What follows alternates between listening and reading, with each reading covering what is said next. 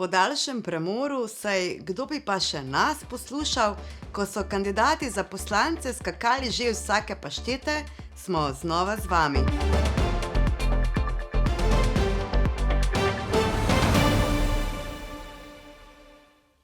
Dobrodošli v stoječih evropskih novicah. Pretekli teden, 9. maja, smo praznovali Dan Evrope.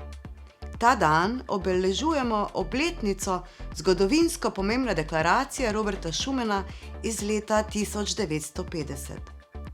V deklaraciji je predlagal novo obliko političnega sodelovanja v Evropi, ki bi zagotavljal trajni mir med narodi Evrope.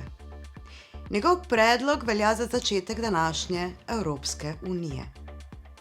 Na ruševinah, ki sta jih za seboj pustili dve svetovni vojni, po težkih časih fašizma in nacizma je zrastlo novo upanje, da države, povezane, zmorejo več.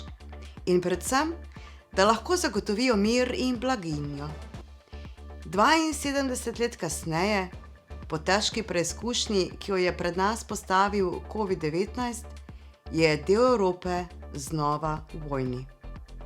Ob grožnji vojne je morda tudi tisti, ki so sicer zelo kritični do institucij Evropske unije in morda tudi do koncepta Evropske unije kot celote, priznati, da imamo nekaj, česar se drugi bodisi bojijo, bodisi si tega želijo. Imamo svobodo govora. Vsak lahko pove, kaj misli. Vsak se lahko pritožuje, upira, hvali. Po lastni presoji in lastni volji. In seveda, dokler ga je kdo voljan poslušati. Živimo v demokraciji. Na volitvah tako lahko vsaki oblasti vedno znova izstavimo račun in ponovno izbiramo. In za to izbiro nam ni treba odgovarjati nikomur, razen samemu sebi. Imamo možnost izbire. Prosti pretok ljudi, blaga, storitev in denarja nam odpira neskončne možnosti. Tudi tisti, ki zelo radi nergajo, kdaj pa kdaj le priznajo, da nam kar dobro gre. Ob novih grožnjah se tudi največji skeptiki kdaj pa kdaj zavedajo, da ne mir in ne blaginja nista samoumevna. Evropska unija je pred mnogimi izzivi in težkimi preizkušnjami. Sankcije proti Rusiji bodo udarile tudi Evropsko unijo kot bumerang.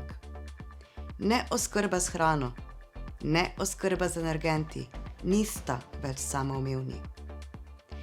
Podnebne spremembe se v luči tega umikajo s prve točke dnevnega reda. A to ne pomeni, da so izginile. A tako kot doma v družini je preizkušnjam navkljub ali pa prav zaradi njih več možnosti, da jih dobro prestanemo, če držimo skupaj. Pa da ne bom predolga. O institucijah Evropske unije in o tem, kaj te počnejo, smo veliko govorili v evropskih stoječih novicah v preteklem letu. Vabim vas, da si ogledate kakšno od teh epizod. Že čez 2 dni pa vas ponovno vabim na popotovanje po državah Evropske unije. In kam se bomo tokrat odpravili? To je pa zaenkrat še skrivnost. Lepo se imejte in pazite nase.